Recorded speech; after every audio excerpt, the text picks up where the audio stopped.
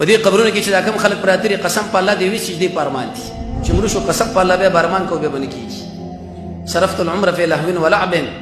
فآها ثم آها ثم آها په دې قبرونو کې چې دا کوم خلک پراته دي قسم په الله دی وی سجدي په ارمان دي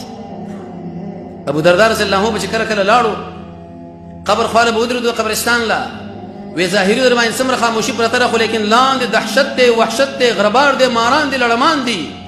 نه نوي ماران په دې خلکو باندې الله عز وجل مسلط کوي یو مار چې راغی په دنیا کې پوکیاو کې دا شنه ټول شي نه به د منځ لاړ شي ګرزونه دي که یو ګرز راغی دی غر له ورکې غر به ور باندې میده شي تاسو قوي سړي له پلاس غاړه باندې ورشه چې زور دي کی درې ورځې ورې پختې به درد کوي نو امام قرطبي فرمایي بالکل دا موږ پیژنو مرګ پیژنو خو لیکن استعداد مورته ونه کې اې دې نتیجه دارو وته چې زمونږ توبه زمونږ دعا رب العالمین په دربار کې نه قبليږي شرایط دي دا